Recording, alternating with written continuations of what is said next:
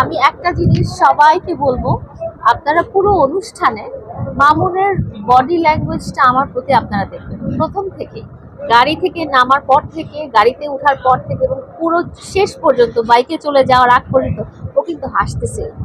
ওর চোখে মুখে যে কতটা ভালোবাসা ফুটে উঠছিল, যাদের ওই দৃষ্টি আছে তারা বুঝতে পারবে। আমি মুছে দিচ্ছিলাম, ও সেটা অ্যাকসেপ্ট করছিল, ওকে ওকে ওকে টাচ করে ও বারে বারে আমাকে ওর কাছে নিয়ে আসতেছিল। আপনার হ্যাঁ, বারে বারে কিন্তু আমাকে কাছে নিয়ে আসতেছিল, ওর আম্মু আব্বুর কাছ থেকে ও কিন্তু আমাকে খুব কাছে রেখেছিল। এই জিনিসটা কখন হয়, একটা একটা মানুষ কিন্তু আমার সোলমেট, আমার লাইফ পার্টনার।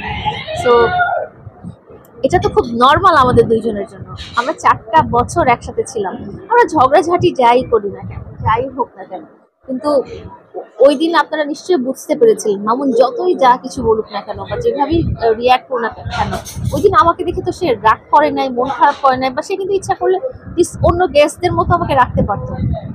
ও কিন্তু আমাকে তার বাম পাশেই রেখেছে, যেটা সারা জীবন তার ওয়াইফকে সে রেখেছে। হ্যাঁ, সে লাইফ পার্টনারকে রেখেছে, বা যেভাবে রেখেছে, যেভাবে আপনি আপনার ওয়াইফকে রাখেন, হ্যাঁ সবসময় সে সবসময় তার বাম সাইডে আমাকে রাখে। আপনারা এর আগে সব অনুষ্ঠানে সব জায়গায় দেখবেন আমি মামুনের বাম পাশে দিয়েছি। সেটা না করে সে আমাকে দূরে কোথাও বসাতে পারে, এরকম ছিল যে সে আমাকে অনেক ভালোবাসে।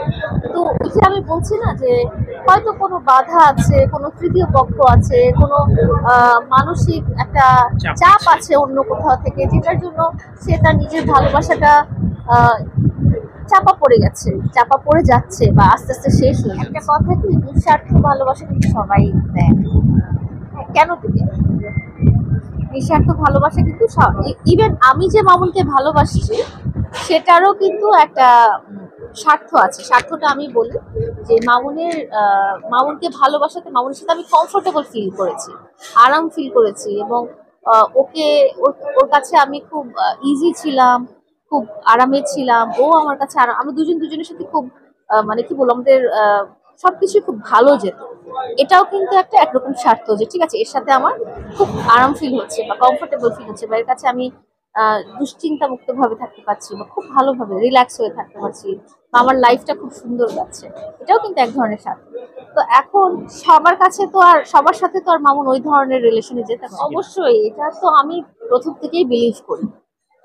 But আমি মামুনের সাথে এত ক্লোজ এতদিন থেকে থেকেছি, অবশ্যই অবশ্যই আমি বিলিভ করি, কারণ আমি ওকে সবচেয়ে ভালো চিনি, দুনিয়ার সবচেয়ে ভালো চিনি ওকে। আমি ওর প্রত্যেকটা স্টেপ বুঝতে পারি, আমি ওর প্রত্যেকটা মুভ বুঝতে পারি, এবং ওর প্রত্যেকটা ফিলিংস বুঝতে পারি, এবং মানুষের শয়তানি যে 100% আছে সে ব্যাপারেও আমি বুঝতে পারছি। কিন্তু অনেক সময় আছে না, আমরা খুব অসহায় হয়ে যাই পরিস্থিতির কারণে। মামুন কিন্তু খুব মানে আকর্ষণীয় একজন ব্যক্তিত্ব।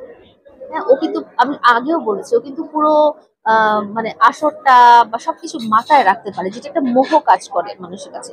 মানুষকে খুব কনভিন্স করতে পারে, মানুষকে খুব হ্যাপি করতে পারে, খুব হ্যাপি রাখে, ওর আশেপাশে থাকলে মানুষের মনটা ভালো হয়ে যায়। এটাই কিন্তু অনেক বড় একটা ব্যাপার। আকর্ষণীয় ক্ষমতা বলতে যেটা বোঝায়, ওটা ওর আছে।